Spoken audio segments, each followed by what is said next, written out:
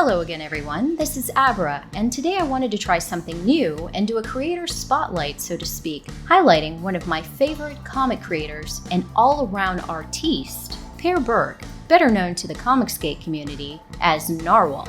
I first discovered Narwhal back in the early days of comicsgate, when he would don a mask and entertain folks with his quirky behavior on Ethan Van Sciver's Comicsgate live show. He definitely marches to the beat of his own drum, and his art style is just as unique as his personality. At first glance, one might be quick to dismiss Narwhal's art as rough or amateurish. I must confess that I wasn't immediately sold on his distinctive style. I eventually decided to back one of his earliest projects, and I'm so glad that I did. Narwhal's art style is such that when I'm reading one of his graphic novels, it feels as though I'm watching a movie. I become immersed in the fictional world that Narwhal has created. The characters that inhabit these fictional worlds are also just as compelling. For this video, I wanted to delve into two of Narwhal's most recent artistic creations, Foreign Agent and Nosferatu. First up, Foreign Agent. This is a very innovative, tension-filled story. The premise seemed quite unique for a graphic novel. Two soldiers are on the run in hostile territory. They are forced to seek shelter within a small family's remote home. And to complicate matters, there is a language barrier between the two groups. What sold me on this graphic novel was the inclusion of drawings or sketches used within the story as a means of communication between the two soldiers and the family. In a clever meta move on Narwhal's part, he employed other artists to give the sketches a unique feel and create a story within a story. Narwhal's decision to use gray tones for the color palette adds to the overall sense of bleakness to the tale, and perhaps subconsciously conveys to the reader that not everything is black and white. In the first few panels, the book's muted colors help to highlight the grave situation in which the two soldiers find themselves. They are trudging along on foot in what appears to be some very remote, snow-covered wilderness area, desperate and battling the frigid elements. The two men stumble across what appears to be an isolated farmhouse of sorts and confront an older man who resides there. The tension builds rather quickly as neither party can understand the other. The soldiers appear to be only wanting shelter, but I could empathize with the old man. Having strangers forcibly commandeer your home must be a terrifying ordeal. When a young boy is discovered and a young woman appears armed with a rifle, there is a Mexican standoff of sorts as each side tries to gauge the other's intentions. One of the soldiers, thinking quickly on his feet, has his partner sketch out several images in a notebook in order to show the family that they aren't there to harm them. The way that Narwhal illustrates and arranges each panel and page helps the graphic novel really come to life. I felt as though I were watching an indie film. The way each image flowed into the next gave me the impression that Narwhal planned out his story as though he were a film director.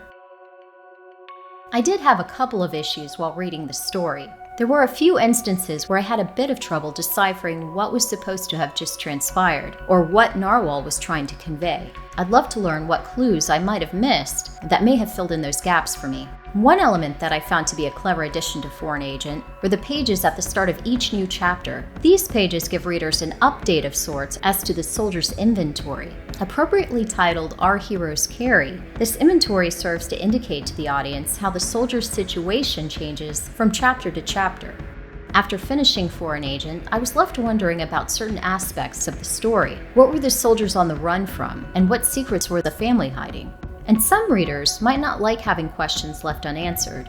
However, in the end, I felt that it really wasn't all that important. The consequences of the two parties meeting is what matters most to this story.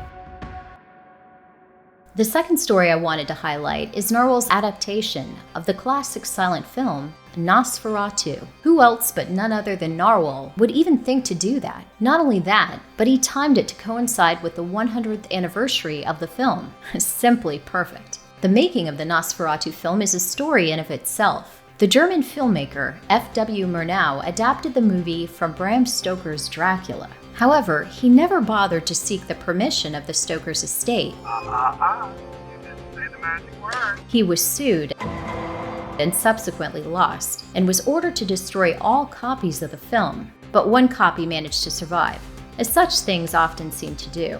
Again, Narwhal uses gray tones to great effect, and it is fitting for the adaptation of the now century-old black and white movie. Despite the limited color palette, Narwhal is able to recreate the creepy atmosphere of Count Orlok's, aka Nosferatu's, castle and the surrounding area. His signature artistic flair accentuates the animal-like characteristics of the titular character, making him appear even more rat-like and feral. The surrounding cast of characters are also given their own little details to make them more relatable for a modern audience. While Narwhal adapted this graphic novel from an established film, he was able to supplement the story with additional details in order to give the characters in the story more personality. For those who haven't watched the movie, the film was released during the silent era, when all dialogue had to be expressed through gestures or in print. Narwhal's graphic novel version of the film includes character dialogue that flows more naturally, but still stays true to the film. Narwhal also included bonus material within the graphic novel. There is a gallery which includes several amazing submissions from other artists within the community. There is a making of section which goes through the creator's process when he's plotting out the story. And finally, there's a little parody story featuring Nosferatu and Dracula as the odd couple. In the end, I'm quite pleased with the quality of both Foreign Agent and Nosferatu. I opted for the hardcovers for both books and was not disappointed. The presentation is top-notch, and I feel both books would be right at home sitting in a big box retail store or a smaller local comic shop. I'm eagerly awaiting Narwhal's next project, which recently launched on IndieGoGo.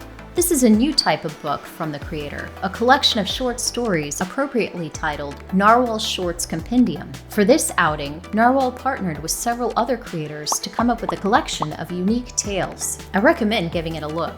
In my opinion, Narwhal is more than just a comic creator. He's more akin to the classic artist of years gone by, like, say, Salvador Dali. I get the feeling that he views the world through an artistic lens. If you look behind me, I practically own this place.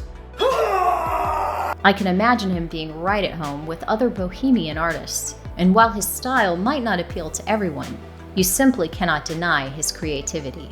Thank you so much for watching. This is Abra. Until next time, take care.